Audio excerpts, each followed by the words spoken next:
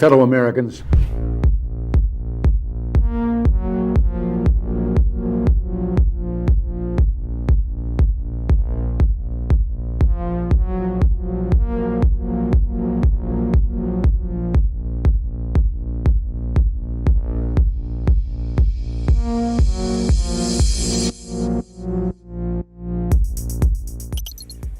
Whatever our hopes may be for the future, for reducing this threat or living with it, there is no escaping either the gravity or the totality of its challenge to our survival and to our security.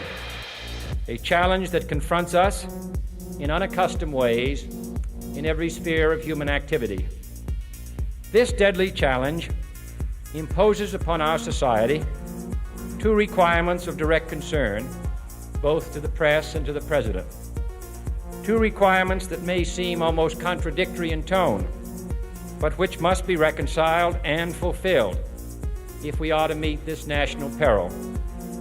I refer first to the need for far greater public information, and second, to the need for far greater official secrecy. The very word secrecy is repugnant in a free and open society, and we are, as a people, inherently and historically opposed to secret societies, to secret oaths, and to secret proceedings. We decided long ago that the dangers of excessive and unwarranted concealment of pertinent facts far outweighed the dangers which are cited to justify it. Even today, there is little value in opposing the threat of a closed society by imitating its arbitrary restrictions. Even today, there is little value in ensuring the survival of our nation if our traditions do not survive with it. And there is very grave danger that an announced need for increased security will be seized upon by those anxious to expand its meaning to the very limits of official censorship and concealment. That I do not intend to permit to the extent that it's in my control. And no official of my administration, whether his rank is high or low, civilian or military, should interpret my words here tonight as an excuse to censor the news, to stifle dissent, to cover up our mistakes, or to withhold from the press and the public the facts they deserve to know.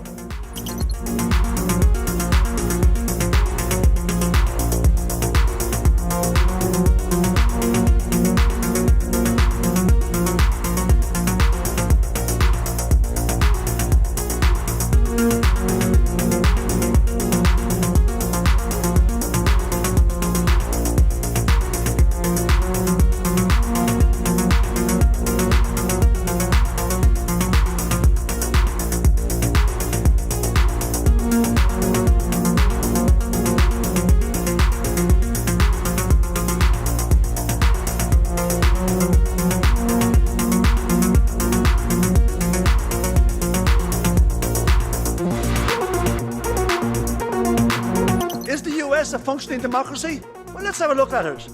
It costs $2 billion to become president. They're 25% of the total prisoners in the world. They spend over $800 billion a year on arms, which is more than most of the world put together. They've been at war for 250 years since their state was formed 275 years ago. But they can't afford universal health care. They can't afford the 1.7 trillion debt forgiveness for students. They can't afford a programme for the 17 million children that go to bed hungry. Is this a functioning democracy? What's your idea of a democracy?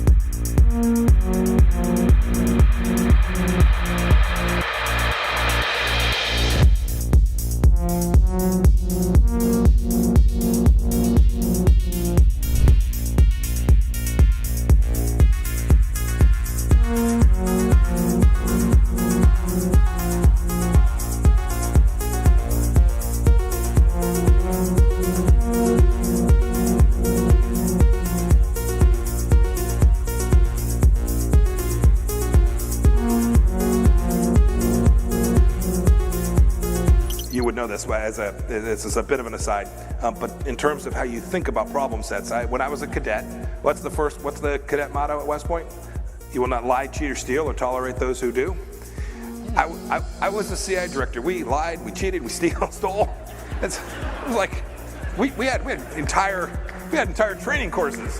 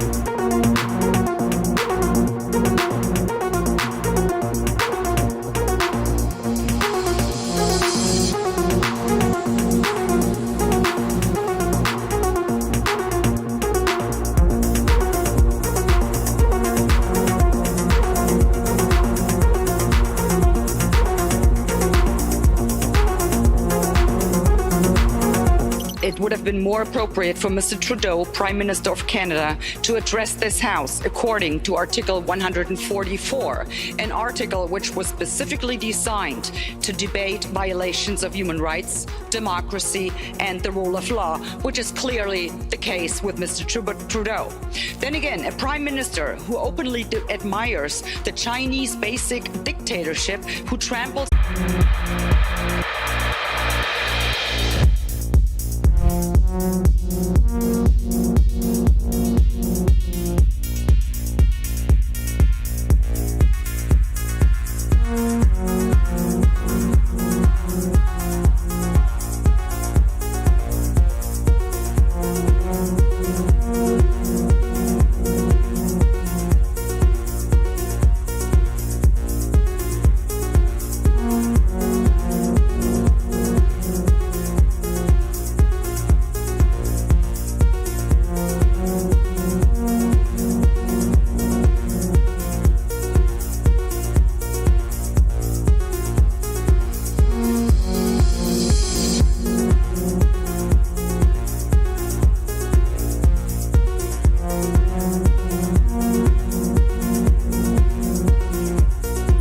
become involved when disinformation poses a threat to the security of our country.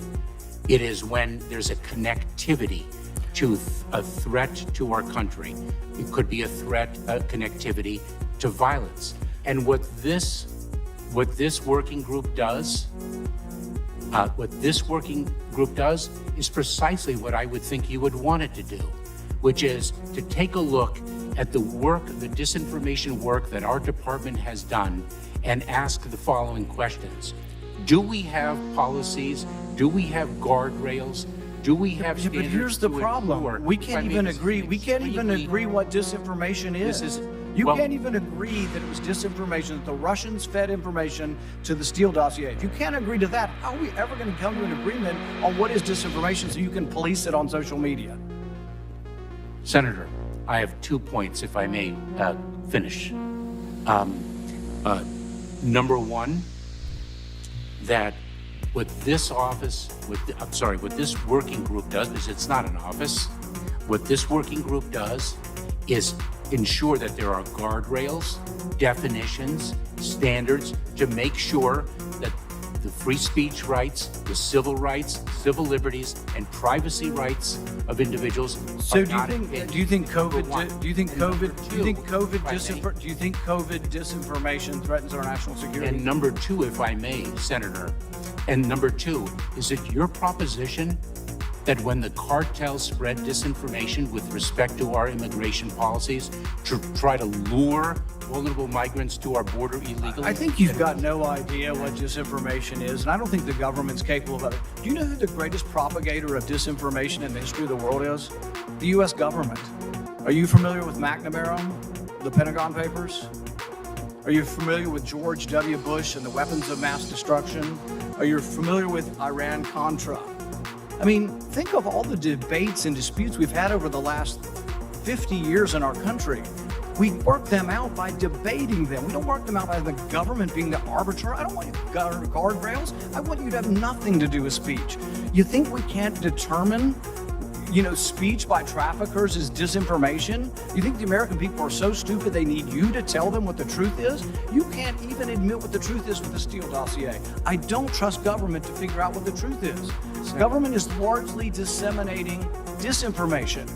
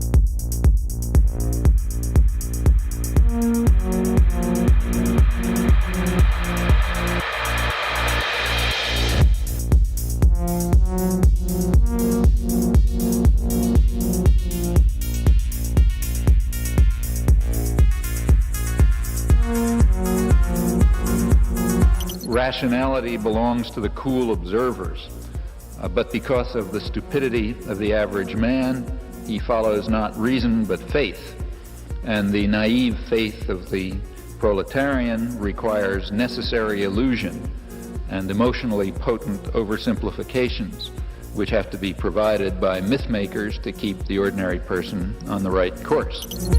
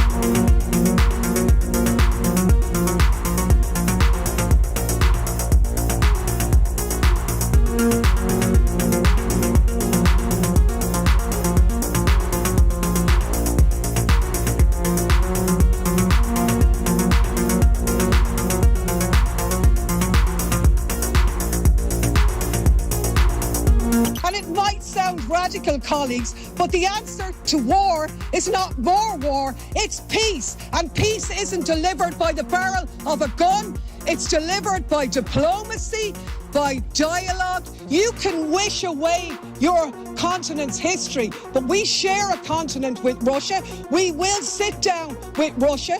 There will be a negotiated peace, and this organisation should be promoting it earlier rather than delaying it and making sure that more Ukrainians die. Your feigning of sympathy rings hollow. It makes me sick, to be honest with you.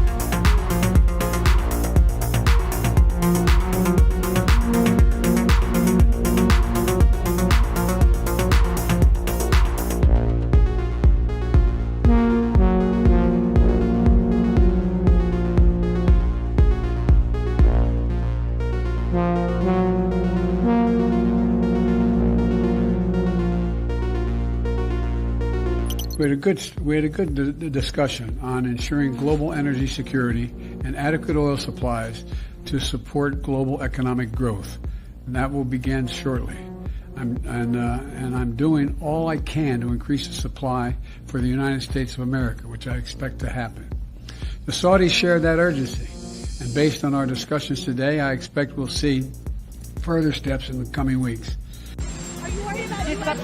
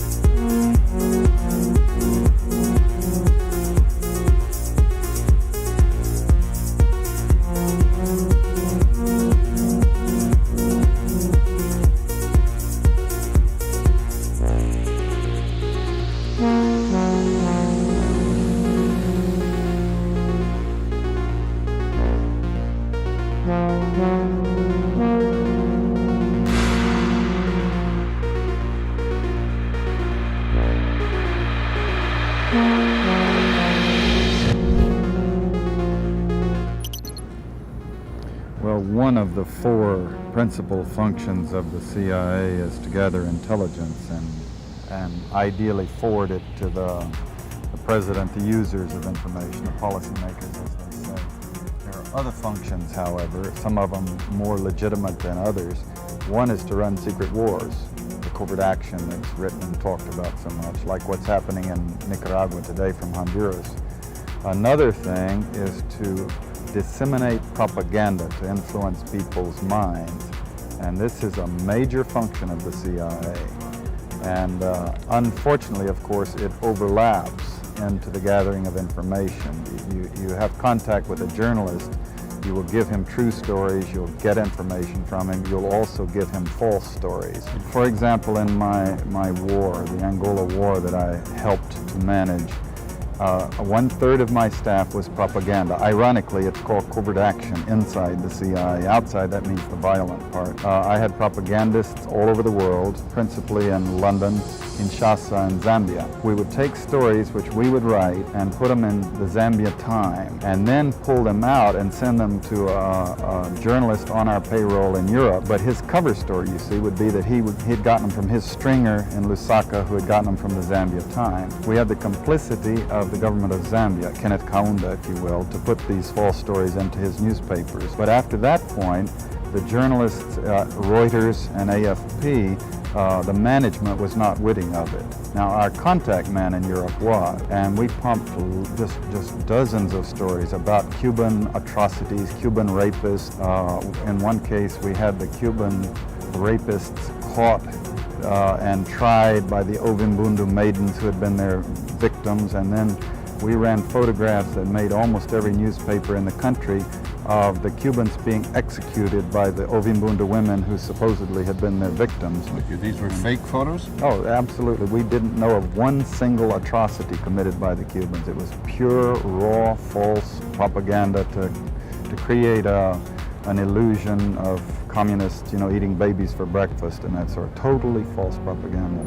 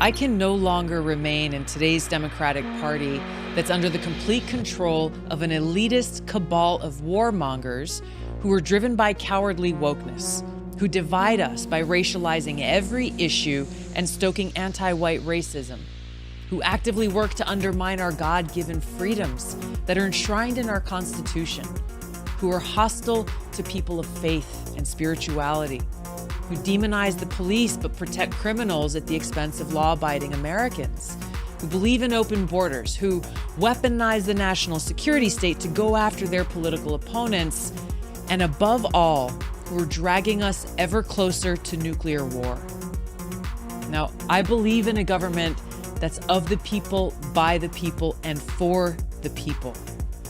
Unfortunately, today's Democratic Party does not. Instead, it stands for a government that is of, by, and for the powerful elite.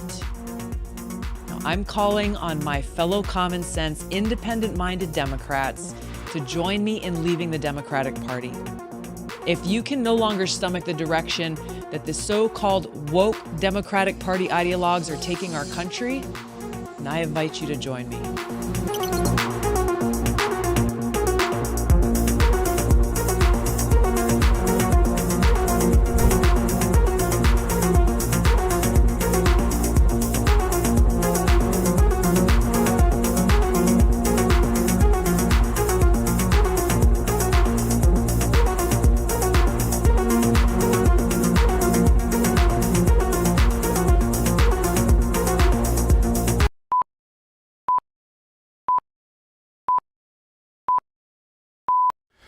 Welcome to Redacted on this Tuesday. I'm Clayton Morris. I'm Natalie Morris. And on this show, we cover the stories the mainstream media largely ignores, or we cut through the propaganda that they spin, covering the stories that we think are important to you. And we have a lot of stories to get to on this Tuesday. We're going to talk about the war escalation because, wow, things have really ramped up over the past 24 hours. Continued attacks on the Donbass region, and Vladimir Putin responding to a major attack that took out a member of parliament. Russian parliament.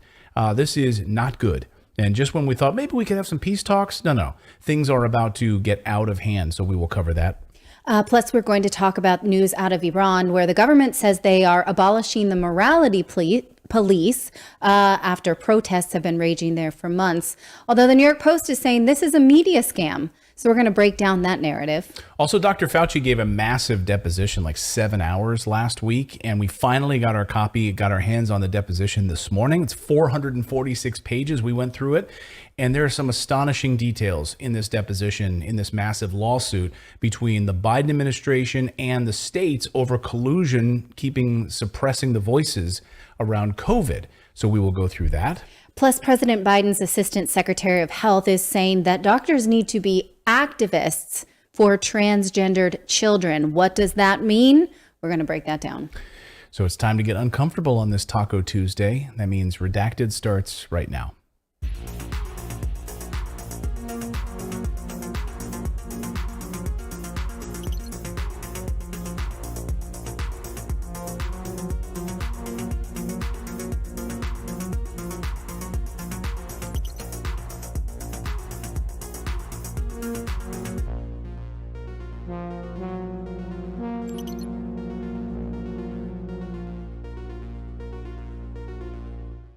Welcome, everyone, on to the big show on this Tuesday. Good to see everyone. I said I misspoke. Dr. Fauci's deposition took place right before Thanksgiving, so we didn't get a chance to see the deposition. It was only just published by the plaintiffs, who are the attorneys general of Louisiana and Missouri, who think that this is a bombshell. Is it a bombshell? Well, I certainly learned some things that I did not know before, so we're going to tell you about that later in the show. Indeed, we will. And hey, guess who's back after 2 weeks of being sick? It was just 1 week, but yes, I thank you so much for your nice notes. I had an ear infection followed by a stomach bug. It was a 1-2 punch. Felt like I just couldn't catch a break. But you know what? I will say, I was thinking it's nice to just sleep for about a week, stay in bed and sleep, because we have my father and his wife and my mother-in-law all coming for Christmas. Right. And I will not have any rest. So I kind of front-loaded a break because... here comes the guest. Yeah, because then she'll be in tears. She'll be like, I have so much to do, and this person wants to do this, and my dad wants to go here, and I don't want to do that, and I just want to go in my room. Oh, it's full-on Griswold family Christmas coming to this house, and you should be glad that the troll doll that I will become won't be hosting a show during the holidays. And I think I see what goes on. So Clayton didn't get sick during this time because you save it until that time, right? And then you get sick so you can stay and hide. No, I hope I have 2 weeks off during Christmas. It's my birthday, New Year's Eve, and I want to have a really nice time, just relax, read some books, get caught up on some ideas for the show, and think big and be able to do some things. I don't want to get sick. I do not want to get I don't want to be down and out for that 2 weeks vacation. I really don't. So we've got a busy show for you. We should mention we have a daily newsletter that even while she was sick, she still managed to write it. If you go to Redacted.inc, that's how you sign up for our daily newsletter. Again, it's Redacted.inc, not .com. And you, on the left side of your screen, you'll see here, you click on the little dingus there that says sign up for the email. You click on that. And then what'll pop up, you see here, is like you put in your email address, and then you will receive a welcome email. So you get that welcome email. You've got to make sure you click on verify. Otherwise, you will not get that email sent to you the next morning. You've got to verify your email. And then tomorrow morning, first thing in the morning, over a cup of coffee, you'll get your newsletter delivered to your inbox first thing in the morning. So again, redacted.inc is the place to go and do that. All right. Let's start the show. Let's get into it. So here, things are about to get much, much worse in Ukraine. And we had some breaking news just a short time ago. A member of parliament has been killed by the NATO-led Ukrainian forces in the Donetsk People's Republic. Now, I say NATO-led forces because that's who's calling the shots here. That's who's directing the traffic on these drone strikes and on these HIMARS attacks. And so earlier today, we got word that the deputy of the Donetsk People's Republic of Parliament, Maria Pirogova, was killed as a result of Ukrainian shelling on Donetsk. Moscow responded, and the Russians this afternoon saying, we see no prospects now for negotiations. That's coming from the Kremlin. We see now no prospects for negotiations. I mean, that is a scary thing to say because it has been Russia that's been offering peace talks all along. Repeatedly. And so now, if they're saying that's off the table, not that the West was going to show up anyway, they've repeatedly said, we just see no. That's interesting, but then it's just so awful. It's a scary thing to hear. So, and also the increased attacks. So instead of peace talks, and we hear more blustering from the United States, and we hear more from Europe as well. So the increased attacks have been happening over the past 2 days. We'll have more on that in a minute in Donetsk specifically, but things are about to get much worse in the NATO war with Russia. The U.S. knows that a massive attack from Russia is coming, and they're doing their best to pretend that Russia is defeated and broken. Listen to this hilarious propaganda from Secretary Blinken yesterday. We've seen a massive mobilization this summer, 300,000. Not all of that has actually been fully mobilized, probably about a third. But what happens? You get forces that are barely trained, poorly equipped, not winterized, who are thrown into this mix. And it's terrible, but they're also not, generally speaking, particularly effective units. Even as they've mobilized, or in the midst of mobilizing 300,000 people, there's another side of the story. Since February 24th, well over 1 million Russians have left their country. Some to escape potential mobilizations, others because this is not generally what they want to live with. That is terrible. That's just not true. It's just not true at all. Russia actually announced that people who were going to enlist, who were, what do they call it, sort of off duty? Yeah, reserve. The reservist, Yeah. I'm sorry, that they would be sent to training first. Right. And that anyone who enlisted beyond that was going to training. And they even released their budget and like their schedule. That was all, we could read that.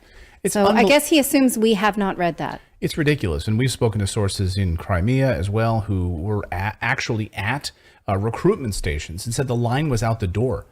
And I mean, like the people were lining up. They had to turn people away because they had too many people. So first of all, and then also that Russia isn't winterized.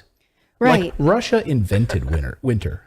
Yeah. Like Russia, winter didn't exist until Russia came along. Like winterized. Have you not seen the videos of Putin walking around with no shirt on in the snow? Now, come on.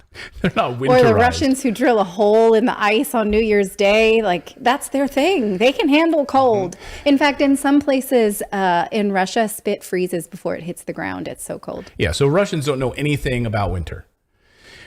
So there's this three-pronged attack that's now unfolding on Russia happening at this hour. This means we are actively escalating the war against Russia instead of de-escalating the war. And when I say three-pronged, I mean today, 3 prongs of this attack. Cyber attack, physical attack with using U.S. HIMARS, and the economic attack in the form of oil price caps. So this morning, Let's start with the cyber attack. We learned of a massive cyber attack against the banking infrastructure in Russia this morning. We're not sure when the cyber attack, where it technically originated from, but I'll give you a few guesses. In fact, I'll put up a poll here on the screen. I'll take a poll up here on the screen. Do you think the attack on the Russian banking infrastructure came from A, Papua New Guinea, B, the United States and the United Kingdom, or C, Iceland? Like, if you had to guess of those troublemakers, who would you say? That is a hard one. It's probably really tough. Does Papua New Guinea have a hacking population that's robust? Does Iceland? No. The answer, of course, is don't prove it to me. Okay. I don't want anyone to prove it to me. If you're an extreme hacker from Papua New Guinea, I see you. There's like a heavy Papua New Guinea like hacking farm. Well, I mean, if you had said Argentina, I'd be like, you know. So we don't know exactly, but I'm guessing. And the cyber attack was focused on the Russian banking sector this morning. So this happened earlier this morning. Russian majority state-owned bank VTB came under a huge cyber attack conducted from foreign countries, according to VTB. They say that customer data is protected. They've taken measures to secure the funds. No customer data was breached, but it was massive, they said.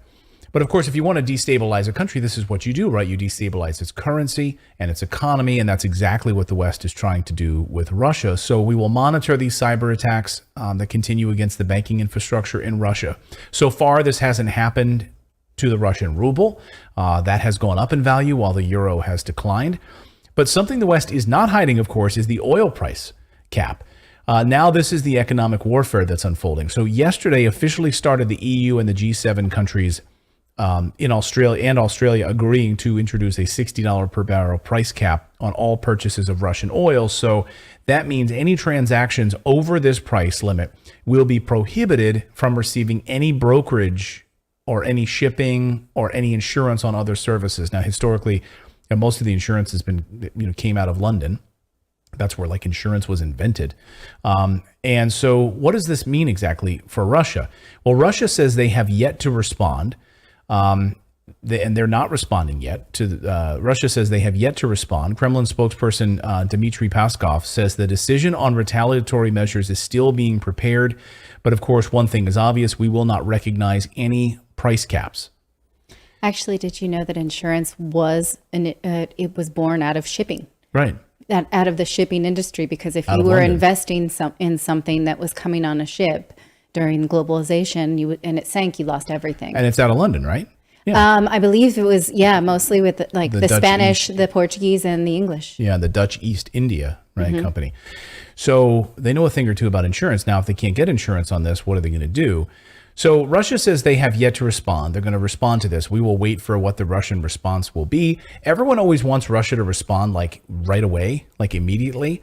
And if there's anything you should know about Russians, they don't do that. They take their sweet time and then they respond. And so everyone's wondering, like, all of these attacks that have been happening against the Donbass and Donetsk and the cyber attacks and those, like, are they going to respond? Yeah, they are. It's just not going to be on your timetable, Western powers. So what is going to happen here? This is the 6th round of sanctions imposed on Russia by European leaders. And as Ursula von der Leyen says, it has 3 main objectives in these oil caps. Watch. This price cap has 3 objectives. First, it strengthens the effect of our sanction. Second, it will further diminish Russia's revenues. And thirdly, at the same time, it will stabilize global energy markets because it allows some Russian seaborne oil to be traded, brokered, transported by EU operators to third countries, as long as it is sold below the cap. So this price cap will benefit directly emerging and developing economies, and it will be adjustable over time so that we can react to market developments. Okay, so that's market developments. Right. But you're perverting market developments. Right. Well, no, and it's going to really help. I mean, because they have a long history, the EU does, of really helping emerging countries. Yeah. Like, really? She's like openly saying that this is going to help African countries. This is going to help emerging markets. Sure. I can't wait to see how this really affects those people. So again, we're waiting on Russia's response to this. While we do, what will they do? That's the big question. Stop selling uranium to the EU? That would send their nuclear reactors totally offline, because right now, all of the uranium, the enriched uranium in the United States and the EU, mostly all comes from Russia. So now during an energy crisis, what if Putin just flips that switch? Not buying any uranium from us anymore. We're selling it to China. We're selling it to Japan, because their nuclear reactors are going back online. So we're going to give you the big middle finger. You want to do these price caps? Well, in fact, what if Russia just says, this is not the price. Sorry, we'll sell it to other people who will actually pay the price, which it does seem to be doing with China. Right. China is paying, I believe it's 87, 89. 78, yeah. $78 a barrel right now, because that's what market forces are dictating, not these caps. And in fact, I was somewhere in Germany over the weekend, and there were protests in a small German town called Freiburg. I don't know if I'm saying it properly. It might be Freiburg. And there were people carrying signs saying, "Stop in sanctions," with a Z, which I didn't use a translator, but I'm pretty sure that means no more sanctions. Why? Because they were saying, stop hurting our economy for another country. We don't agree with this war. And what's going to happen is that they just won't buy enough, because Russia will say it's not available for you, and it will hurt that economy even further. So, yeah, and this is exactly the case. And here's the thing: they'd be officially screwed over without like nuclear power and without anything else from Russia if they decide to stop selling this stuff to them. So, number one, let's unpack these 3 points that she makes. Number one, it strengthens the effect of our sanctions, she said. Yes, just like all of the other sanctions that have some negative effect on Russia, but not much at all. And it's actually made the relationship with China, India, and South Africa, Indonesia, and other countries much stronger. So they've inadvertently shot themselves in the foot, crushing the euro. And now people are running away from the US dollar. So this is going to have a much bigger impact on the European Union as one of the main consumers of oil in the world. So good job on screwing yourself in this regard. I was going to say, you want to unite people around a common enemy. That's the kind of thing you do. Like, you just made those, like, anything that Putin is saying negative about us, every time they do something like that, that just solidifies that to these BRICS nations or everybody that's getting on board with this. And it just like completely ruins your cause. Well, and it's not even just the BRICS nations, but you're right about that, because that really solidified like this BRICS power. I mean, it was kind of a loose affiliation a number of years ago. It's really been solidified with a number of agreements over the past year and a half. But OPEC was not like a huge Putin fan. Now we have OPEC Plus. They had come out repeatedly. We covered this on the show, saying, don't put these sanctions on Russia. Don't put these sanctions. So not only BRICS, now you've like rallied around people who were like maybe not your biggest ally in the past or your biggest friend in the past. So now you're like really pushing them in that direction. So where was I? On her second point, I believe. The second point. So the second point, it will further diminish Russia's reserves, she says, revenues. So yes, this will probably happen. And according to experts, Russia will lose some revenue. It will be forced to sell some of these resources to partners at some higher prices. But what people don't understand is that Russia is already selling oil at $78 a barrel to some of its partners in Asia and the Middle East as of this morning. So imagine this, a scenario where, because we've seen already there's some nefarious play going on where like people are getting Russian oil by going to China. We've already seen this happening, right? So imagine that's what's going to happen. You're going to have like Germany and countries in Europe buying Russian oil, not from Russia directly, but they'll just get it through some of the Asian markets like they've already been doing. Yeah, I mean, Europe is clearly virtue signaling all of these things that it wants to do that's anti-Russian, but at the same time still trying to do things that help it to save face. For instance, paying into Gazprom using rubles. They're saying that we put money in that account in euros and Gazprom exchanges it, not us. So even though Russia had said that, they're like, we're not going to comply, but they are on a technicality. Right. So number 3 on the list is it will stabilize global energy markets, she says. Stabilize global energy markets? With this move? What is she talking about? I think she's absolutely insane to think that we're going to stabilize the energy markets. Right? They're so stable right now. And throwing this uncertainty into it really helps stabilize things. If there's one thing markets love, they love uncertainty. And human perversion. On a tightrope. A guy walking on a tightrope around across the Grand Canyon, or whatever. A guy's like, I'm going to step on this and bounce it and make it more stable. Yeah. Right? So, if anything, this is going to create mass havoc and drive prices up. Again, I said, OPEC Plus, they were pissed at the United States and Europe for putting these sanctions in the first place. They warned the United States not to impose Russian sanctions. And they are, there's a line here that we could see forecasts. We are seeing forecasts north of $100 a barrel for oil, even without inflation as a factor in this. So we'll watch and see what energy markets suddenly start stabilizing, and all of your energy bills suddenly start going back down. Like, we'll see. We'll watch. We'll keep our eye on that. It'll be very easy for us to tell. Are you paying more for natural gas? Are you paying more for oil? Are you paying more for diesel? We'll be watching Russia's response. So overall, support is waning right now. And it all comes at a time when many European leaders are starting to actively distance themselves from Ukraine and Vladimir Zelensky. So former French presidential candidate and MP Nicolas Dupont-Aignan stated that the European Union should stop supplying weapons to Ukraine, lift anti-Russian sanctions, and calm down Vladimir Zelensky in order to avoid Europe's economic suicide, he calls it. This was in a radio show. I listened to the radio show and I translated it for you from yesterday. Really interesting that you have French leaders saying, sorry, Zelensky, we're not standing by while Europe is destroyed. Listen. Si les députés de l'Essonne, notre invité ce dimanche, Nicolas Dupont-Aignan, Joe Biden, I'll go ahead and translate. Do you want me to summarize for anybody who's listening? She was just introducing him. So he is saying it's our duty to defend the sovereignty of Ukraine in the face of aggression. And I condemned this aggression. However, I think today that the fight is drifting. I mean by that, for France, for me, should distance itself and have a position of something, because Zelensky's goal is to defend Ukraine, is to sacrifice its people, of being the instrument of Russia's, I missed it, and this is a serious mistake. Yes, very serious. The people of the UK are opening up like never before, because today we have gone astray. And I persist in thinking, first of all, that this conflict could have been avoided if France had the respective agreements. I'm sorry, it's too fast. That's all right. You did. I did my best. Yeah. But anyway, the bottom line is we need to stop this. And we aligned ourselves too closely with Zelensky, and now Europe is facing economic suicide. We shouldn't be a part of it anymore.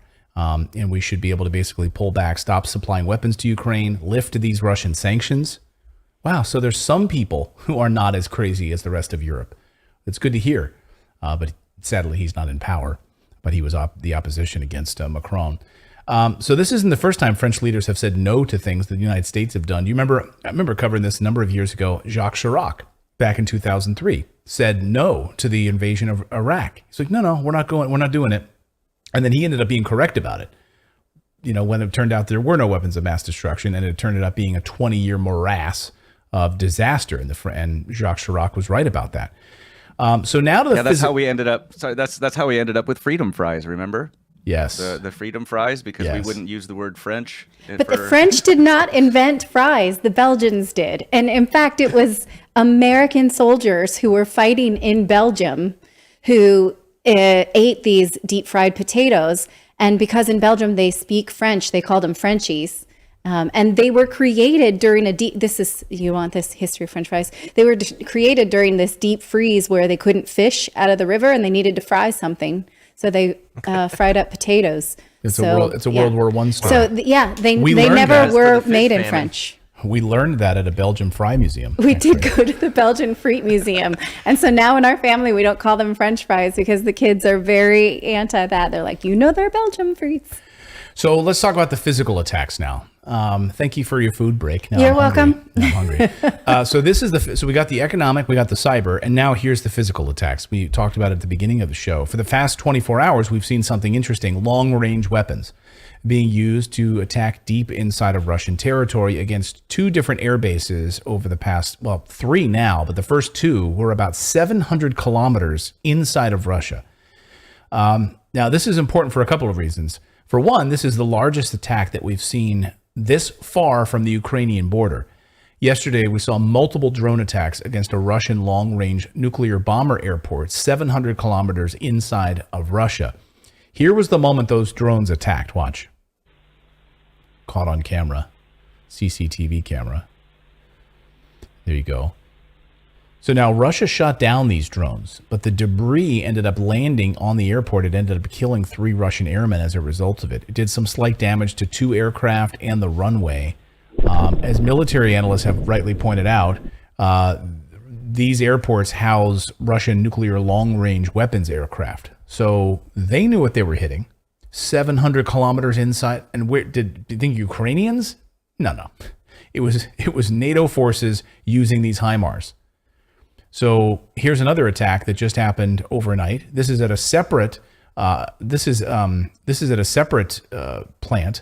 This is at a separate airport. Check this one out. This is another attack that just happened in the city of Kursk using HIMARS. Take a look at this. So this is overnight. Again, another attack. This one's actually closer to the Ukrainian border. But again, another attack on one of those airports. Again, using HIMARS. So as journalist Nibohosa Malek points out, while Ukraine's drone strike on the Russian air bases was over 700 kilometers from the territory of Kiev controls may look bad at first glance, he writes, remember that everything they do is for public relations. It's for PR. So in other words, he's saying that their military objective is to get more weapons, ammunition, equipment, and money from the West. And boy, do they get it, because the United States just announced this afternoon that they are going to ramp up production of new ammunition, Soviet-style ammunition for Ukraine. So they can use their Soviet weapons using, we're going to make Soviet-style ammunition for Ukraine. And it can't be a coincidence also that all of this happened when Victoria Nuland was in town. On the same day that these attacks were launched, she was there. Obama's regime change lackey, Victoria Nuland, staying overnight in Kiev, meeting with Volodymyr Zelensky, and so she could give him a big hug. Here he is. So this is all part of the plan. Victoria Nuland completed a 2-day visit to Kiev, stayed in the city overnight. So Malik also keenly observed something that I missed. He says, quote, I can't be the only one who noticed that the Wall Street Journal ran a story about how the United States supposedly tinkered with the HIMARS launchers that it sent to Kiev so they can't fire long-range missiles. On the same day the Ukrainians attacked 2 air bases 500 plus kilometers away, is it a limited hangout so that the United States doesn't get blamed for this or whatever else is coming? I do also find this a perplexing story, especially because the Ukrainians can read it. It's almost like, we don't trust you with this. We're going to have to put some training wheels on your bicycle. Right. You can use this, but we're not taking the training wheels off. Or like I said in the newsletter today, it's like a child lock. But it clearly didn't work. Like it's a garbage story. So I think Nibohosa is right. Like, we are about to see something big. Like, that's the point, right? He said the same exact thing happened on the Kerch Bridge, right? We saw the attack on, and the United States came out and basically confirmed the attack on Dario Dugina. And then 2 days later, we see this attack on the Kerch Bridge. And then where they get to say, no, it's not us, it's not us, it's not us. So we're about to see something big. So this whole Wall Street Journal propaganda piece, where the Wall Street Journal breaks this story, they also send in a reporter who's embedded with the Ukrainian soldiers covering these HIMARS at the same time this is all happening. Like, the whole thing stinks. It's propaganda. Watch this Wall Street Journal piece.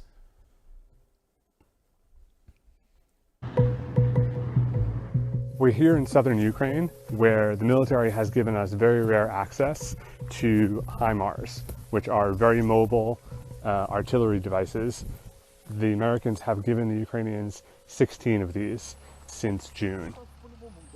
HIMARS – це, якщо не одна з найефективніших, то саме ефективніша установка на полі бою. These HIMARS have been critical to some of the recent counteroffensives the Ukrainians have launched against Russian positions. The systems carry usually 6 missiles, which at the moment have a range of 80 kilometers, allowing the Ukrainians to strike deeper into Russian-held territory than any other system they've had. So that's interesting. 80 kilometers. Do you have to wear a tight t-shirt if you go to Ukraine? It's just what all men do there. I guess so. You have to show off your bravado. So we'll do whatever it takes to keep sending weapons, and we want Ukraine to go back to its February territory, which includes the Donbass, the area that they've been carrying out a genocide in for the past 9 years. So here is the Donbass yesterday. This is Donetsk, the civilian area attacked by NATO-led forces. Watch, this is in Donetsk. This is a civilian area. Okay, the civilian apartment complexes, all destroyed by NATO-led forces from Ukraine. Just attacking right inside Donetsk. But this is every day there. But they've been ramping up, of course, over the past few days. So over the past 48 hours, we've seen increased attacks. Here's Secretary Antony Blinken on what we intend to do in Ukraine going forward. Just came back from NATO meetings in Romania, and on the margins of that, G7 meetings, the president, of course, has had many, and I can tell you that the commitment to Ukraine, to helping Ukraine defend itself, to helping Ukraine deal with the Russian aggression, to helping Ukraine get back territory that was seized from it, to supporting it on a humanitarian basis, to support it economically, that commitment is strong, it's robust, and it's Europe, and it's countries well beyond Europe, too. So we're going back to February land in Ukraine. So here's how do you engender love among the people? You just constantly attack them. We're going to take back the Donbass. So what we're going to do, we're going to attack civilians. That's how we're going to win the hearts and minds of those people who voted not to be a part of Ukraine. Right, who voted overwhelmingly to be a part of Russia. So this is Russian territory. And as we mentioned at the beginning of the show, a member of parliament from the people's from Donetsk has been killed this morning or this afternoon. So, and now we're hearing from Vladimir Putin and the Kremlin that they're done with negotiations. So buckle your seatbelts, guys. It's coming over the next few days. We will see. We got more news to get to here on this Tuesday. We're going to talk about Iran and maybe some propaganda going around about the morality police. Plus, we read through the Fauci deposition, all 400 pages of it, and we're going to point out some things that are very perplexing. I have a lot of questions about. We're going to talk about that. We're also going to talk about puberty blockers and how the government, Biden administration, actively wants, we wants your government to be activists for pharmaceuticals for transgender patients. Yes. Yeah. So that's what your government's focused on right now, your Biden administration. But first, I want to tell you about our friends over at Moomoo, because they just told me this morning, for the holidays, they've now increased the amount of free stocks they're giving away from 15 up to 20 free stocks right now if you go to redacted.inc/Moomoo. So it's a really fantastic promotion that they're doing for the holidays through the end of the year, through December 31st. All you do is you open a trading account, and when you open the account, you get a free stock. Then when you deposit $100 in the account, you get additional stocks. And then, of course, you can do nothing with those stocks. If you want to just take your time and learn about how trading happens while the market is kind of crazy and volatile over the next year, that's great. But at least you've got the free stocks in the account. And then if you want to trade them, you can sell them for cash and put it in your own bank account. Do whatever you want. It's a brokerage account, and they've been around for 10 years now. They have over 18 million users worldwide, with over $6 billion in transactions. They're on the they're on NASDAQ. It's a NASDAQ company, and it's my favorite place to trade stocks. I buy commodities on Moomoo. They do such a great job. You can download it on iOS, Android, Windows. You can download it on a Mac. But check them out. You have to use that link to get those 20 free stocks by going to redacted.inc/Moomoo. That's redacted.inc/Moomoo. So our thanks for supporting what we do here at Redacted. All right. Well, there are reports of Iran now abolishing the morality police due to months-long protest, but how and when is unclear. Now, what we're talking about is the police force in Iran that enforces conduct, specifically a lot of it around women and what they can wear. It's not only around women, but this is the point of contention since the death of 22-year-old Mahsa Amini. Now, did they actually abolish the morality police or did they not? This is what protesters wanted, but the New York Post points out that this is a media scam. It says, no, Iran didn't banish the morality police. It duped the Biden administration. Well, why? Why would the media report this if it wasn't true? I'm going to quote from the Post. Media criticism in this case is warranted, with the need to reassess how newsrooms cover deceitful and repressive dictatorships like Iran. But coverage of the Biden administration's Iran policy must improve as well. The White House and State Department are trying to have it both ways, claiming support for the people of Iran while holding the door open to an economic bailout for their oppressors. So that's interesting. Secretary Blinken expressed solidarity with the protesters during a CBS interview Sunday, but in a separate appearance on CNN, Blinken was asked if nuclear negotiations with Iran are still ongoing, and his response was, "We continue to believe that ultimately diplomacy is the most effective way to deal with this, but that's not where the focus is." Okay. In other words, an appeasement pact that would generate $274 billion for the regime in its first year, that's $1 trillion by 2030, remains on the table for Ayatollah Khamenei to accept at a time of his choosing, contrary to Biden's pre-election declaration that he would free Iran. Blinken's comment signals a willingness to sacrifice the Iranian people if their oppressors would agree to delay nuclear weapons by a few short years. So you can see how the administration wants to be on the side of the protesters, but still do business with Iran. Iran is an important country, important diplomacy for the United States. Now, of course, a little background. 3 months ago, 22-year-old Mahsa Amini was arrested because reports are that her pants were too tight. It did not have to do with the hijab, which was originally reported, and she died shortly after her arrest, and her death sparked outrage over rules that led to her arrest in the first place, namely the morality police or religious dress codes. Her death was absolutely nuanced. We've talked about that before. It has sparked protests, though, in which dozens of people have been arrested, some sentenced to death, and between 100 and 400 people killed, although the reports are very unclear on that right now, that exact number. On Monday, protesters organized a 3-day strike. They were all asking for workers to shut down businesses in protest. Although many are saying we just can't afford to do this. The protests can't continue to disrupt our lives when we have families to feed. Still, it is causing a disturbance. Here's one Twitter user showing an empty bazaar in Isfahan.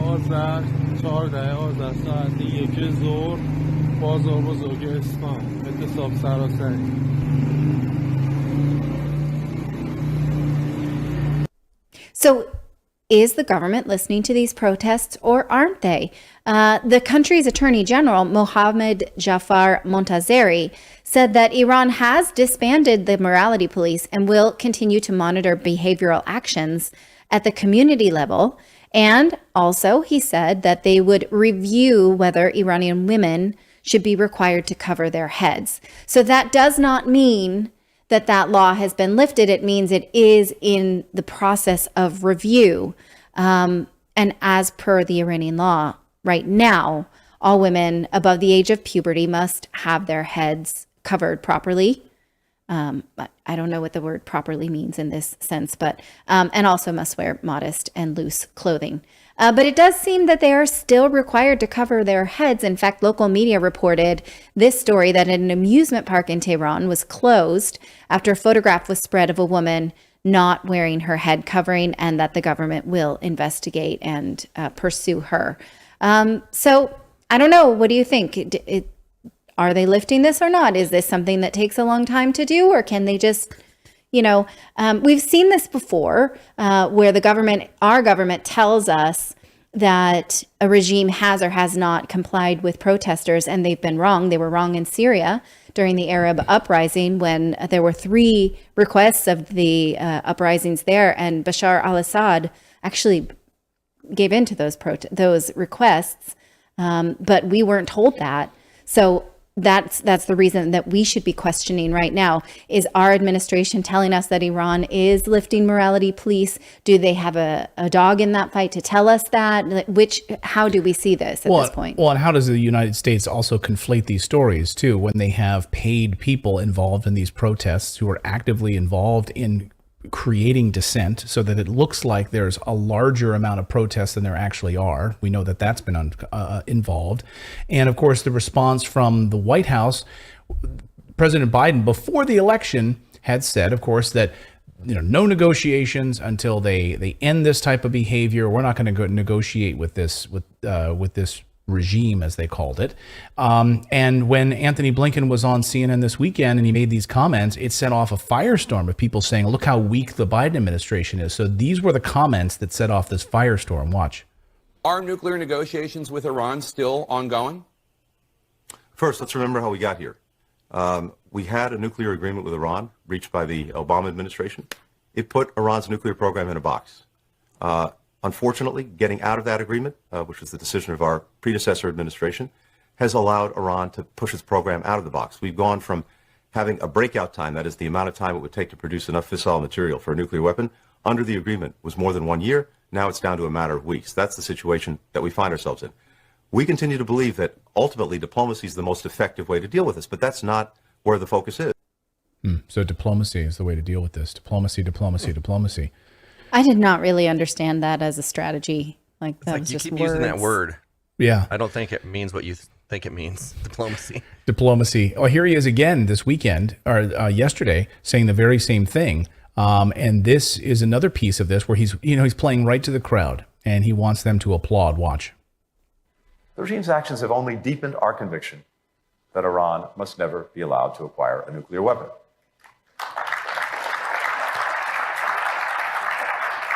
We continue to believe that the best way to ensure this is through diplomacy.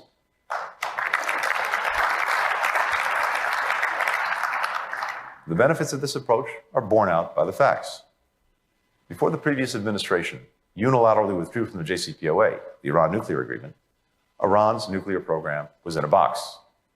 Iran was abiding by its commitments under the agreement. Its nuclear program was the most rigorously monitored and verified in history. The breakout time needed for Iran to acquire enough fissile material to produce a nuclear weapon had been extended to more than a year. In short, the JCPOA was working. And that's not just our view. That's the judgment of international inspectors, independent international inspectors, as well as the State Department at the time. So a lot of propaganda from the White House, because under the Biden administration's watch, of course, they've been, Iran has extended that program and has continued. Again, they've continued to say that the type of uranium that they're enriching, of course, is for nuclear power. And they are, in fact, building new power plants. Yes. In cooperation with Russia, which is why the United States needs to up its rhetoric around Iran enriching uranium when the data, in fact, they released the numbers just last week. They said we're enriching it to 60%. That's nowhere near needed for a weapon. Right. That's what's needed for power plants, which they intend to do because the Ayatollah there is a Ba'athist, and Ba'athist philosophy is energy independence inside Arab nations. Oh, they don't want that. No. Baathists want this. No, I know, but the United States doesn't want the them West to be independent. Absolutely does not want this. And in fact, Baathists are not really, they believe in equality for women because they feel like that is necessary for a modern society. That's not me saying what this Ayatollah wants. I don't know, right? But we are not usually told what their politics are. We're told it through the lens of how we need to control them. Well, of course, and this is how the Western leaders portray Iran, right? So it's much more nuanced than they would have you believe. When you have the likes of Anthony Blinken and President Biden telling us that this regime is awful and is, the horror of the world, and you have Tony Blair, warmonger, we should all be concerned, of warmonger UK Prime Minister, former UK Prime Minister, and warmonger Tony Blair, he's been working in the shadows in Iran for quite some time to destabilize Iran with the Tony Blair Institute for Global Change. Don't let that name fool you. They just want regime change. They want Iran wiped off the map. That's exactly what they want. Of course, they wanted Iraq wiped off the map. That's why he joined George W. Bush in doing that. And pushing anti-Iranian propaganda has been Tony Blair, completely ignoring the far larger pro-government demonstrations that have been taking place. So those have been totally ignored by the Western press. The Tony Blair Institute has been claiming that the overwhelming majority of Iranians are atheists and seeking to overthrow their Islamic government. And he keeps talking about as a scourge and evil of the world. So listening to Tony Blair and how he paints Iran. And a conventional desire for regional hegemony. What we miss in this superficial and Western-oriented analysis is the core motivation, which is, was, and forever will be the promulgation of that ideology rooted in an extreme version of Shia Islam, which is the Shia equivalent of the more radical elements of the Muslim Brotherhood and of Salafi jihadism. The internal IRGC documents which we analyze are explicit. The organization is committed to ideological political training of recruits. They proclaim an existential threat to Shiism from Sunni Arab Zionist Western axis. They mandate on religious grounds the expansion of the revolution to other nations. They authorize the killing of Jews, Christians, and Zoroastrians and pressure to make them give up their devious beliefs. And they share the same litany of extremist views on social issues, including the status of women, hostility to gay people, and the sanctity of their image of Islamic society. Now, of course, all of this may sound very familiar to you if you've been paying attention to Syria, because almost the same words. It's like right out of a playbook. Like, yeah, these are all, they hate Christians, they hate Jews, they hate all of these other people. When in fact, anyone who's lived in Syria can tell you that it was one of the most cohesive, loving places with all sorts of religions and sharing in a community until the West got involved and helped destroy that peace. So that's exactly what happens here. So is this correct, what Tony Blair's saying? Not even close, of course. He's a warmonger who's been pushing for the overthrow of this government for a long time. So you need to put it through that lens when you hear a guy like this talking, painting the whole country as extremist. Satoreh Sadijai, an Eshtefan, an Iran-based scholar and teacher, spoke recently to our friend Max Blumenthal at the Gray Zone. And she says many people support the hijab and support the practice of wearing the hijab. But many Iranians oppose the morality police to enforce the wearing of the hijab. And all of this differs from province to province as you travel around Iran. Listen. I finished my PhD in American Studies, and I studied propaganda analysis as part of my PhD dissertation, and the rhetoric of social movements as well. So I have always been supportive of the Iranian government as the whole, like the notion of an Islamic republic, but I have also been critical towards a lot of the things that happen in my country, like many of the other people who live here. So, and for the issue of hijab, as someone who believes in hijab and has always practiced it, I am totally against the morality police. It's, by the way, in Farsi, the word that we use for it is the guidance patrol. And, but in English, it's usually referred to as the morality police. And I'm totally against it. And I have been a part of the people who, especially women, who took it online and used hashtags to talk about how they do not believe in the morality police, even though they believe in hijab. And this is not something new. It has been in place from many years ago, but it became more significant this year. So even before these protests and before the tragic death of Mahsa Amini, people were talking about it online, and I was also one of them because I thought this was totally unacceptable. So her description reminds me a lot of the coverage we did last week around China. It's not an entire group of people that want to overthrow a government. Right. It is people who want very specific change inside of their country. They don't want someone arrested because their pants were too tight. Then you'd arrest everybody after Thanksgiving. They don't want to be forced to wear the hijab. Right. They want that to be their option, and they don't want this morality police. And they are protesting for something very specific. It's not necessarily a condemnation against their country or culture. Right. And an overthrow of their government. But of course, the West would have you believe that. And of course, when the West then pays people to go in and sow dissent, and then sends the likes of people like Tony Blair to the podium to give speeches on this, again, it's much more nuanced. And of course, the Western press isn't going to play it that way. So we'd love to welcome your comments on this story. When we did a story in, it looks like October is when we did this story last October 4th, when we first reported about these uprisings.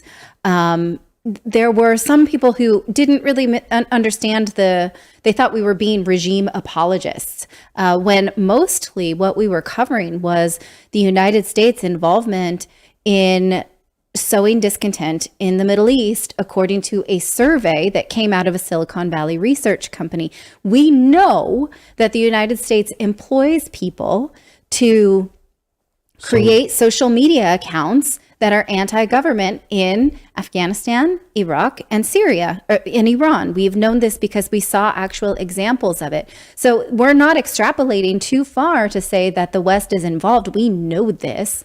We are also not regime apologists. We realize that there are many ways to see this story, and we just want, the best for anyone who lives in these places. Right. We want the West to keep their nose out of there.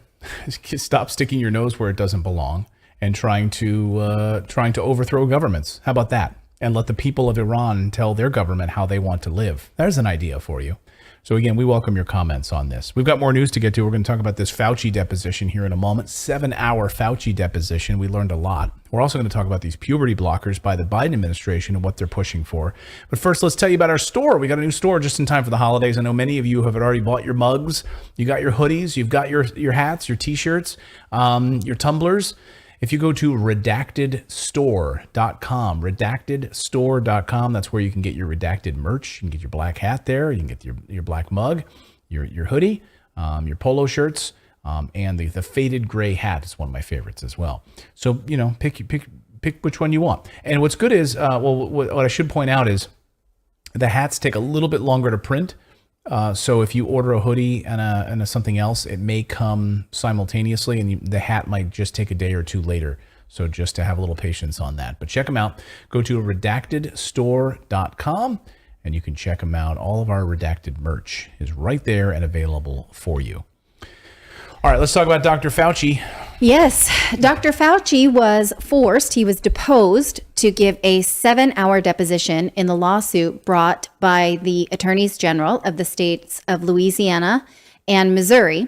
The lawsuit accuses high-ranking government officials of working with social media companies under the guise of combating misinformation in order to achieve greater censorship. Dr. Fauci is a named defendant. I'm not clear if he is defending himself with his own personal lawyers. I don't think that's the case. I'm pretty sure you and I are footing his his legal bills on this. But that is something to be looked into. Now, the deposition was done in late November, but as of today, we got our hands on a copy of the 446-page deposition, and it does make for some interesting reading. We're going to show you some highlights, but first we wanted to show you Attorney General Schmidt, who is one of the attorneys generals who is bringing this case, because he talked about his hot take on the deposition on Fox News last night. Well, for a guy that proclaimed to be he was the science and this all-knowing being, it turns out his middle name was I don't recall. So we got a lot of that. We got a lot of that in the 7 hours, but we were able to extract, I think, some really important information. First, the lab leak. He was very well aware that this was a credible theory, much more credible than what he landed on, but they immediately went, I think because they knew they were exposed because his agency was funding gain-of-function research in Wuhan, went to discredit that and label anybody that came out with that just weeks later as a conspiracy theorist. Secondly, as far as the response, Fauci sends, along with the World Health Organization delegation, his chief lieutenant, Dr. Lane, to go there, and they witness these really extreme measures, these lockdowns that China was imposing, and they praised it. And Fauci was completely on board with that. And who knows what we might have ended up with even more extreme measures, but he was certainly on board with that and confirmed that in his deposition. And then thirdly, as relates to masks, a friend actually emails him in February of 2020 asking him if she should wear a mask on a plane. And he says, basically, masks are ineffective. Later on March 31st, there's some emails with more studies to confirm that. Then on April 3rd, he does an about face and says, masks are completely necessary. Mandates follow. Lives are ruined, and COVID tyranny is born. What's clear from this depo, Laura, is that when Fauci speaks, big tech censors, and that's what this lawsuit's all about. Okay. Yeah. So he does say, I don't recall, a lot. I think somebody counted up 174 times, I think. And yeah. I don't have a huge problem with that because that's how you're trained to talk when you go to a deposition. Your lawyers prep you for it. If there's anything even remotely incriminating that come out of this, you just have the right to say, I don't recall. There are several times when he's asked about things and I'm like, he's like, that's not my job. I don't do that. I didn't know about this. For instance, when he's asked about gain of function research, and he says, and it was noted that there was an exception to a ban on gain of function research, which was put in place, I believe, in 2005. I'd have to double check. But there were research projects that received those exceptions. And he's asked about that. And he says, I didn't approve that exception. That doesn't really get to me. I don't do that. And I'm like, don't you? Wouldn't you know? Because that's kind of important, right? Right. If you're making an exception to something that there is a ban on because it's so critical that it be done in certain circumstances, shouldn't you know when it's... Yeah, I mean, that's the problem I have with this. I do have a problem with the I don't recall as an answer because you are the highest paid federal employee in the United States government. But he's playing a game, though. He's the head of the COVID task force. He was the head of our COVID response. But millions deposition of people's is lives, a dangerous you don't game. remember? You just don't recall? I don't think he does. I'm not saying that's true. I'm saying he's playing the game of deposition the way it's supposed to be played. By lawyers. Yes, by lawyers. But this is interesting. Now, he's asked about social media a lot, and his argument is, I don't know, I don't use social media, I don't really get it, I don't have a Twitter, I don't have a Facebook, I'm not in touch with this newfangled high-tech thing that the kids do. So then he's asked, let's look at this. Well, did you ever, let's go to the middle. Did you know anyone who works for a social media platform? He says, do I know someone who works for a social media platform? Or at this time. He says, I've had communications with Mark Zuckerberg in the past, I've done, I believe, 3 outward FaceTime discussions encouraging people to get vaccinated. Okay, questionnaire. Do you know anyone else who works for a social media platform other than Mark Zuckerberg? When you say, do I know someone who works with, they clarify, like, do you have acquaintances, people you know who work at social media platforms? He says, well, a person who used to work as next slide, please, as a software engineer for Twitter was my daughter. And he says, oh, your daughter works for Twitter? She used to, yes. And he goes on, when did she stop? A year ago. Okay, so Fauci had a daughter working at Twitter all this time. I didn't know that. I don't think most of us did. Software engineer, okay, that's interesting. Was she instrumental in creating the backdoor software portal that government could censor COVID content and suppression? I'm not at all sure that does not make her now open to deposition. If your dad is Dr. Fauci and you worked at Twitter, and Twitter social media is at the heart of this litigation, of course. It looks like even the questionnaire was like, wait, your daughter works for Twitter? Like, they did not know this. And I don't think that most people did. Now, this next one, I can't wrap my head around it. You help me. Take a look at how chummy Fauci seems to be with Mark Zuckerberg. He says, the questionnaire says, is this an email to you from Mark Zuckerberg? Correct. The top one's dated February 27th, 2020. Right. He writes to you, Tony, I was glad to hear your statement about the COVID-19 vaccine and so forth. Right. Were you already on a first name basis with Mark Zuckerberg on February 27th? You know, a lot of people call me Tony who have never even met me before. Have you met him before this email was sent? I don't recall when the first time I met him. Now, okay, leave that up on the screen for a second. February 27th, 2020. He's getting an email from Mark Zuckerberg saying, glad for your statement about the COVID-19 vaccine. What COVID-19 vaccine existed in February 2020? We had not been sent into lockdowns. We didn't know that coronavirus would even spread from Asia to Western countries. What did he have to say about the COVID vaccine In 2020, we didn't even know that it was possible at this point. This is not followed up on, and this is my response to that. When did Operation Warp Speed even start? End of 2020, December 2020. Yeah.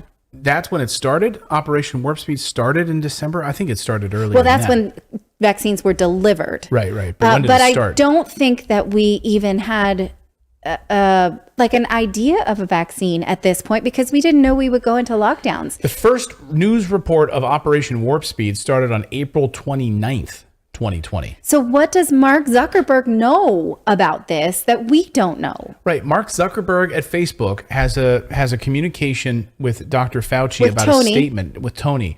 What was the statement from Fauci on vaccines in 2020? In February of 2020. I was encouraged by your statements on vaccines in 2020. Like, what? I have no idea why this was not followed up on, given that it was such a long, like, this email was sent here. What did you know at the time? And that one just is laid out there like, hey, Tony, thanks for information about the vaccine. That does not exist yet. That's incredibly suspicious. Zuckerberg later sends an email saying that he'll be giving the U.S. government lots of free money in ad space.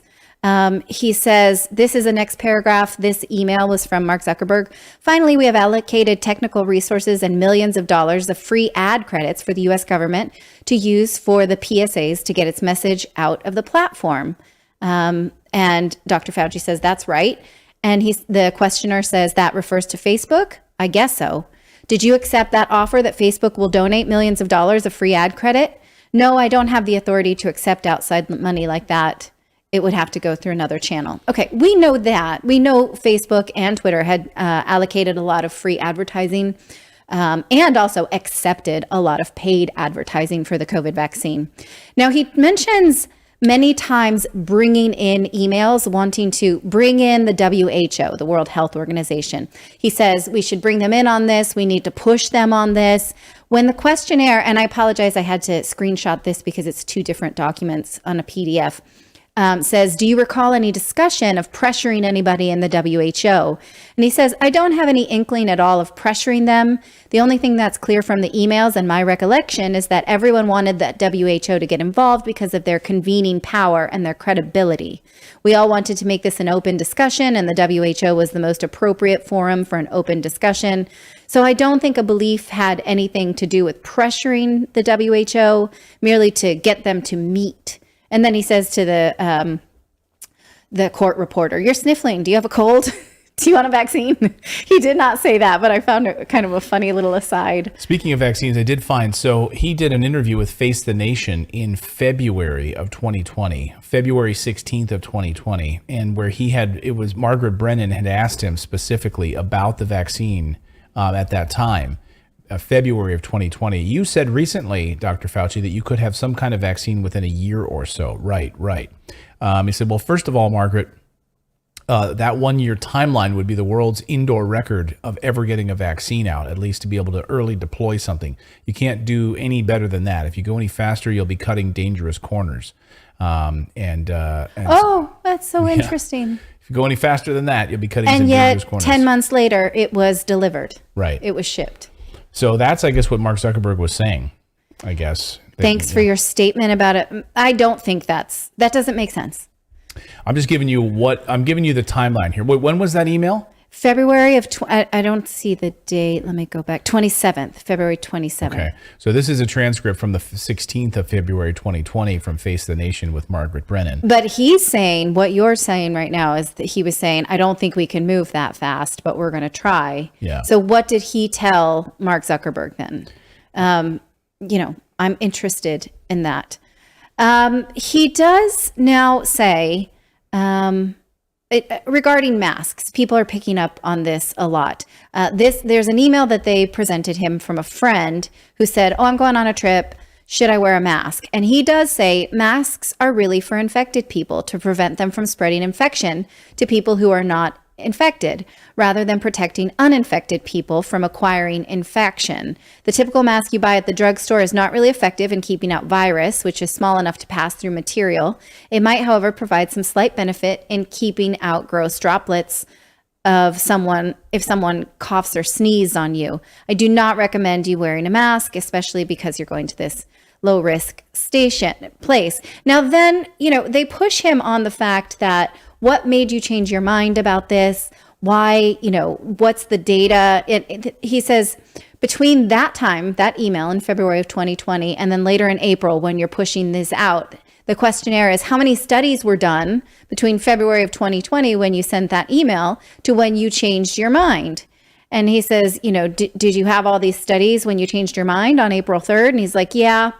And he says, well, what are they? And he says, I could find those and get them for you. I don't know, which is kind of interesting because if you're asking an entire population to change your behavior and wear masks, you would think you would have that. You would think his data for mask wearing, given how much he's pushed on it, would be at the tip, the tip of his tongue. Right. Yeah, be committed to memory in some way, shape, or form. You would think, right? Considering how often he is known as the person who made us wear masks and put us in lockdowns. That's kind of germane to the job, like all these talking points. But you've heard him say that no, he's not. He did not call for lockdowns. He did not. I want to be very clear about that. He told us, even though we have the tape and we played it back. So maybe he literally. I heard the opposite. Yeah, he's completely gone the opposite direction now. Yeah, he continuously talks about now. What? Okay, let's just go back to the intention of this lawsuit. Is Dr. Fauci collude with social media in order to prevent people speaking and asking questions about the pandemic, namely lockdowns, mask rules, the vaccine, and alternate treatments? He continues to say, I don't have contacts there. I never worked with them. When press people asked me what to say, I would tell them, but I did not work directly with any of these social media. And they don't show him any emails or correspondence to prove otherwise, like the text that we have from Ursula von der Leyen. There's nothing like that.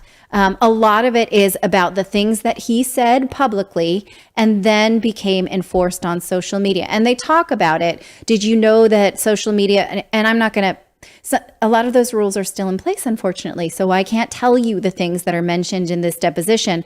There's about 4 things here that I would love to go over, but there are still rules around me saying those things. So I will refrain.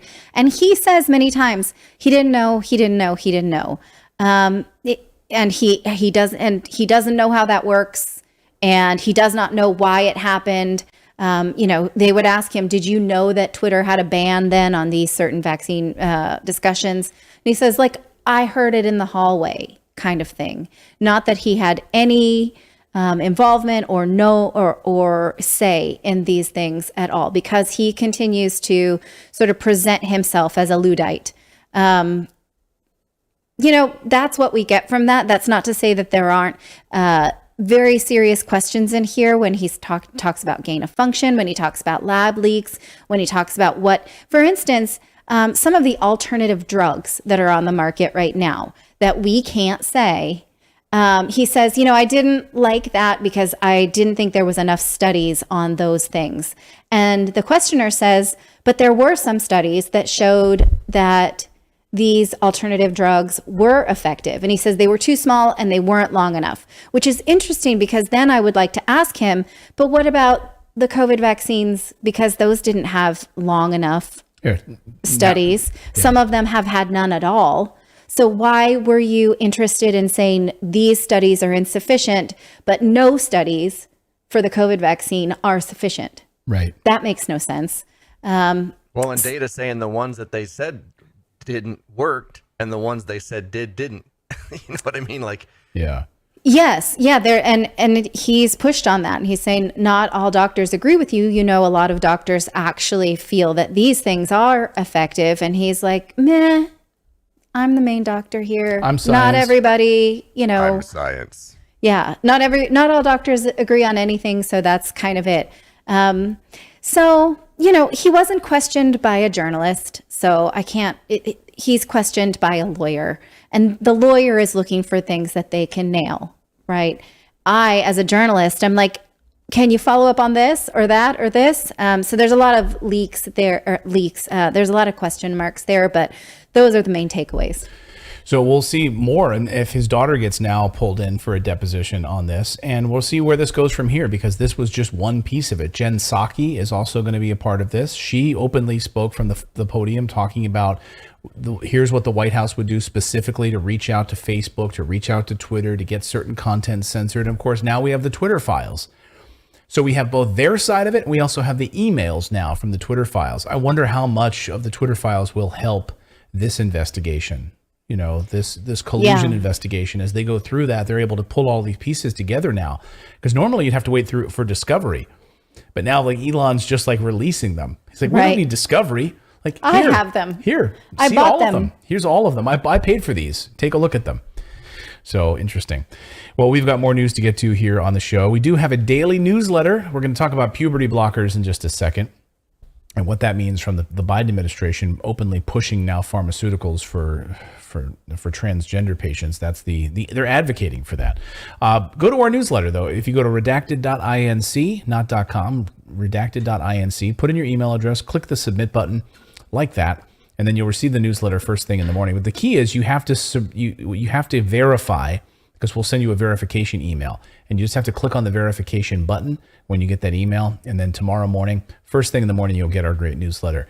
It's about 5 or 6 stories. Like I said, the kids love it.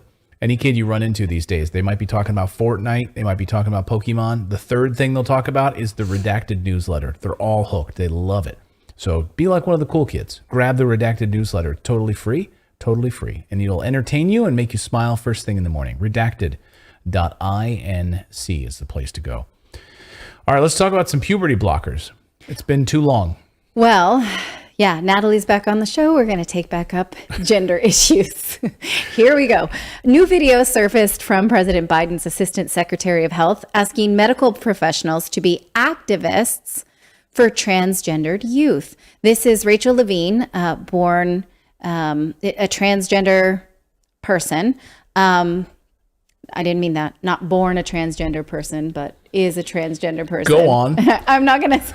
I'm already confused whenever, like, I don't know. I'm like, who is this person? I don't know who this person is. All right, you let your instinct tell you what gender this person is. I'm not going to say anything that might get me in trouble on social media. But this person is the Assistant Secretary of Health to the Biden administration. And this is that person speaking at a seminar in Pennsylvania in September. So I encourage all of you to think of yourselves as ambassadors to your communities. Ambassadors for science, ambassadors for compassion, and ambassadors for care. These conversations don't have to be limited or restricted to a medical setting. Offer yourselves as informational resources, not just for youth, but for school teachers, principals, school boards, professional organizations, recreation centers, county commissioners, and others who would benefit from this information and your perspective. Please proactively seek opportunities to speak about what you know. Our task is to educate the public in as many forums as possible. And we need to have these conversations that question the assumptions that are underlying today's attacks on trans people. Pushing back the veil of ignorance demands this extra effort, and this is the challenge before our profession. For almost 40 years now, I have considered it an honor to be a doctor. I believe in our role as healers. I believe in our role as truth tellers. And the truth that we need to confront now is that medicine and science are being politically perverted around this country that destroys human lives. And we have reached a tipping point for the role in medicine and civic life, for the health and well-being of LGBTQI+ youth and other Americans. Those who attack our community are driven by an agenda of politics. It has nothing to do with medicine. It has nothing to do with science. It has nothing to do with warmth, empathy, compassion, or understanding. They are rejecting the value of supportive medicine, rejecting well-established science, and simply rejecting basic human compassion. We, as doctors and as people who love our communities and love our nation, have to confront the fact that the language of care and compassion that they're using is being taken for granted to literally tear our communities apart. So we have to stand up. We have to take a stand on behalf of those who are being hurt. That's what we do in medicine, even when it's difficult. Okay. I have a lot of questions about this. This doctor becoming an ambassador for science on behalf of handing out pharmaceuticals that will sterilize mostly gay children. So if you say that they'll sterilize children, and that when you get, gender changing surgeries, essentially, that's political. That's what she's saying, that this is political. That is absolutely political, so that we have to be, that she says, doctors have to be ambassadors for science, which perplexes me because science tells us that there are two distinct biological sexes. Right. I think what they're saying is not science. I think what they actually mean is pharmaceutical companies. Like, I think we need to replace that word with pharmaceutical companies. With big pharma. Big yes. pharma, yeah. Biopharmaceutical complex. Yeah.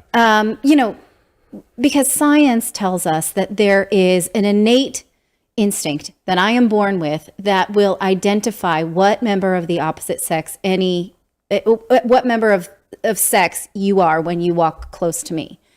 That's for a reason. That's so that I know who to mate with. Right. It's for reproduction of the species. Right. Like, it's the reason that like one species is distinctive from another, and that species are known to have the instinct to do this. That is science. So are pheromones. Pheromones are science. Right. So what science is she wanting to be ambassadors for here? I'm just very confused. Is it the science that people suffer from gender dysphoria? That's true. So, okay, gender dysphoria is a real phenomenon. Yes. But what science beyond that do we want to accept?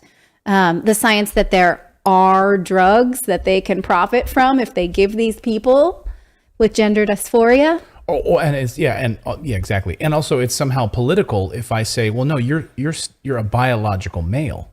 Like, you're born a male. You're a biological male. Right, that's political.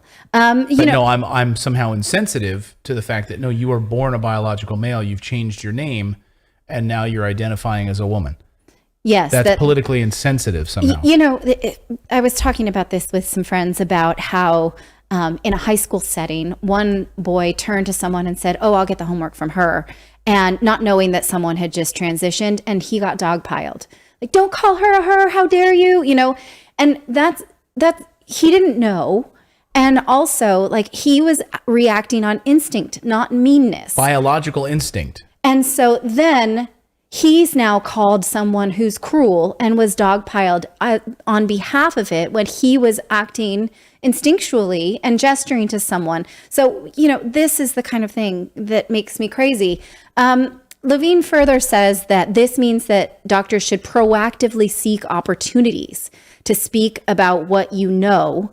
I don't know. Do we want activist doctors, or should we have doctors who are, I don't think that's even, like, I'm trying to think if that violates the Hippocratic Oath. I feel like in some way it would, especially because the Hippocratic Oath means you don't give harmful medicine to people. And the gender affirming care she's talking about is puberty blockers and cross-sex hormones, which do in fact leave people sterile. Right. Hair loss, bone loss, memory loss, all of those things are associated with these drugs. So I'm curious about that. When she's... And we've heard this from a number of course, people who've detransitioned, who've said enough is enough, and they've detransitioned. And they talk about permanent loss of hair, that their bodies are now basically a shell of what they once were. Young people, like in their 20s. Young people who have the bone profile of a woman who is postmenopausal. Right. Yes. Oh, so, she says that she believes in their role as truth tellers. I don't think that's the case. Truth tells us that something we are not allowed to say, such as people's born at birth gender.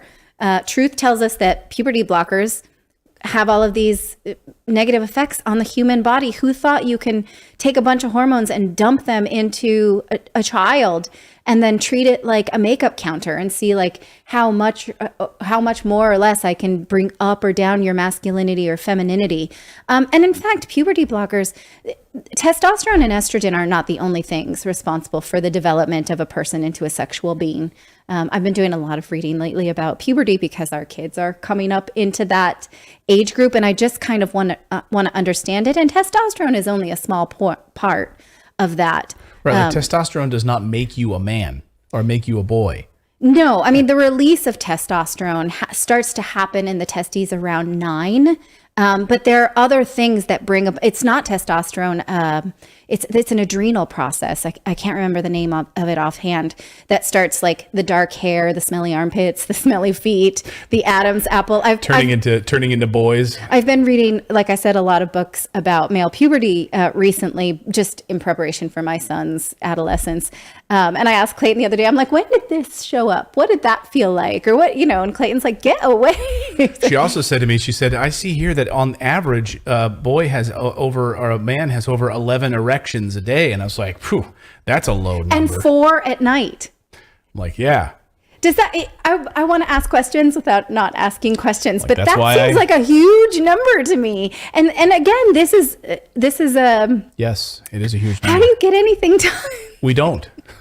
We don't. The answer is we don't get Gentlemen, anything done. do you want to ring in on that number? I mean, I can tell you one thing I get done. That's why we have 3 kids.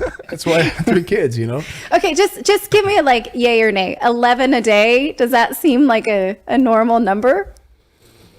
Maybe it doesn't seem out of the realm of possibility. Yeah. Seems about ballpark. Yeah. Yeah? Okay. Again, these are important pieces of puberty that you cannot simulate with a drug. Like if you have a transgender young male who is biologically female, she will never have the experience of these wet dreams, of this Adam's apple, of the, 11 to 15 erections per day that are a seminal part of apparently being a man. I remember waiting for school bus or getting ready to go to school in the morning, and I'm just standing there getting my coat on. I'm like, Actually, in erection. What's this about? I remember in school, not wanting to and this is something that you see on movies and stuff, but getting asked to come up and do something on the chalkboard up front and being like, I don't know this, but I can't get up right now. Yeah, I'm like, oh, really? I got a Charlie horse. I got a Charlie horse. Like a hunchback. I can't stand up right now. Oh yeah, I'm glad I'm not the only one. I was a big fan. I was a big fan of sweatpants and stuff like that when I was around that age, and then somewhere in 7th grade or so, I abandoned them completely. Yes. For reasons. Yes, exactly. So we've all been there. This is like the guys' hour. So I'm telling you, yeah, that's what it was. To get up to go to the chalkboard, it was like, no, I can't do it right now. I got a Charlie horse. My back is killing me. I can't stand up right now because I'm sitting next to, the cute girl in class, and it's like, Well, apparently, according to the books that I've been reading, one called Decoding Boys, which is a fantastic book about understanding male puberty. And it specifically talks about how a lot of the empowering language around puberty is meant for girls. Boys are kind of left out of the discussion and left to figure it out on their own, and that's wrong. And then another book that, an accompanying book that boys can read on their own, which my son is reading, called Guy Stuff. And it talks about how, put your backpack in your lap if that happens and it'll pass, and that it's not even, and that actually it can also happen when you feel rage, not just sexual passion, and that is this true? I'm on a tangent. Okay. I have never had a rage erection. Okay. But hey, I'm 45. It could start. All right. Yeah. Never know. Yeah. If that happens, feel free not to let me know. Now, the one thing that really got me here is when Levine says that we need to reject or people who are, politicizing medicine, they reject the value of supportive medicine. And that's where my spidey sense goes up. Who does this medicine support? Because it will never fully turn one person into the opposite gender. It cannot do that. It supports them getting close in appearance, but certainly not bodily function. The proof is that, as Helen Joyce points out in her great book, Trans, that even a trans person would have to find a biological man and woman if they want to have a child. They can't say, I am fully this sex, and then, okay, then go get pregnant. No, they can't, right? You have to then go find these surrogates. Yeah. Right. So, supportive medicine is something I really have a problem with because it supports sterilization. How is that supportive? Here she's saying basically, sex change for kids. That's what supportive medicine is. So this should be the role of the Biden administration. This is, And then, of course, they're holding the White House press briefing with Dylan Mulvaney. And yes, we'll get to that in a second. Here is a speech that Levine did in July, mentioning gender affirmation treatment, saying that we want to empower youth to get gender affirmation treatment. Again, emphasis here is on pharma. So we really want to base our treatment and to affirm and to support and empower these youth, not to limit their participation in activities and sports, and even limit their ability to get gender affirmation treatment in their state. Okay. Again, when you're talking about pharmaceuticals, you're talking about a sex change on an otherwise healthy body. So I don't know how empowering that is given all the contraindications. But I myself have started to notice that the media has begrudgingly begun to report on some of the harms that these pharmaceuticals and surgeries have done for children. And you can tell they don't want to be dogpiled by activists, but they are starting to. Even though the Biden administration says, hey, I'm all for it. If you want to take any pharmaceuticals, like you said, he spoke to Dylan Mulvaney at a recent White House event where Mulvaney asked, how can people have opinions about what my doctor and I decide? Listen. Mr. President, this is my 221st day of publicly transitioning. God love you. Thank you. I am extremely privileged to live in a state that allows me access to the resources I need, and that decision is just between me and my doctors. But many states have lawmakers that feel like they can involve themselves in this very personal process. Do you think states should have a right to ban gender-affirming health care? I don't think any state or anybody should have the right to do that. As a moral question and as a legal question. I just think it's wrong. That was a White House event, by the way. Can we just step back for a second? That was a White House event. Yeah. Picking the most popular trans person on TikTok. Well, and everybody's argument is always like, it's not that widespread. It's not that big of a deal. You're making a big deal about this. There's nothing to see here. And the thing is, they're being invited to the White House. That makes this a big deal. This is far more wide-reaching than people admit. And, we are starting to see that some gender ideology cases are hitting courts in the United Kingdom, mostly around what you are and are not allowed to say. So am I allowed to say, I'll get the homework from her? Is that a hate crime? These things don't hold up in a court of law. There's just no legal precedence for that. Now, he says here, I don't think from a legal perspective, we can stop you from doing that. And we don't have the right to, but you also don't have the legal right to tell me that I can't call you a him, even if you are wearing a dress. And so those things seem to be not holding up in a court of law, which is why now we start to see activists say we shouldn't have these legal challenges. Like the challenges themselves should be disallowed because and also, they can't hold up in a court of law. Oh, so they can't even be brought to court. Yeah. Yeah, I've pointed out several times that a task force that the government started, Kamala Harris specifically, and their goal is to write legislation that does what you're saying can't happen right now. They want to work legislation in that it is a federal crime to misgender or mispronoun someone. Yes. That's unbelievable. Yeah. So you see a person who decided to take pharmaceuticals and hack up their body and change themselves, and now it's a crime for you to call them their biological sex anymore. That's madness. We are living in an absolute clown world. When you asked me earlier today before the show about a question, I said, I don't even know anymore. I can't even answer that question. What is, who is this person? I don't even know anymore. I can't even answer the question. Yeah. So obviously the fact that this is coming from the Secretary of Health, who is setting a lot of agenda for medical practitioners around the country, is upsetting because this has been my argument from the get-go. It will harm children's bodies in the end if we put them on drugs they have to live with their entire life. And it enriches the biopharmaceutical complex. Yes. And it is say the exact same thing. And it is homophobic. It hurts gay people. Mm-hmm. And all the things, all the things. All the things. I won't go back over it. You know how I feel about it. But I just, at the end of the day, she's the Assistant Secretary of Health, right? In the United States. Yeah. Like the Assistant Secretary of Health. But, we've seen so often is that people who detransition, they come to the doctors and they're like, this is happening because your body's responding to something that's an endocrine disruptor. For instance, on the Matt Walsh documentary, which is fraught, I will admit. But there's fraud how? Fraught. Fraught with what? Because Matt Walsh is maybe not a sensitive character to talk about gender issues. He's just a little in your face about it. But he does talk to a woman who transitioned to a man and then back again, who said that she had all kinds of, can I say?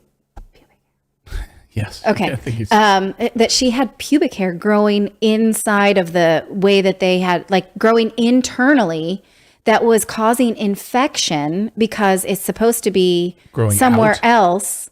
Or maybe I'm wrong. Maybe anyway, the pubic hair was a big issue. I'm sorry if you're eating. And nobody knew how to help her. Like literally no one knew how to, because they're like, well, we gave you all this stuff, this medicine, because you wanted to look this way, but we can't actually, there's not really a standard for treating the contraindications about this. And that's awful to think that we give you all this medicine for an ideology because we think that that's empowering, but when it goes wrong, we really don't know what to do with you.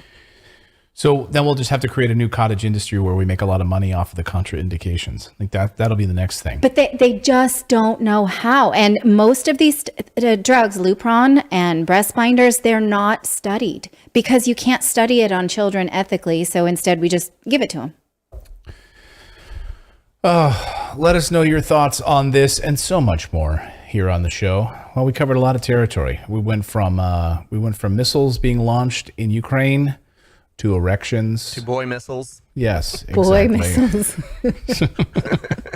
We cover a lot of ground here on this show. So that's why I want to say thank you. Please, please, please subscribe to the channel. One thing you can do is when you're watching the channel, please subscribe, whether it's on Rumble or on YouTube. But also smash that like button because it pushes us further out into the algorithm and it really, really helps us. So we are going to wrap it up early tonight. Natalie's still recovering from whatever she had, the multiple illnesses. It was called the mom hiding disease. I was in hiding. Yeah, we're going to rest her voice and get some early rest tonight. And we're going to call the Assistant Secretary of Health and see if they can help us, give me some drugs. All right, we will be back here tomorrow. Thank you so much for tuning in. Bye, everyone.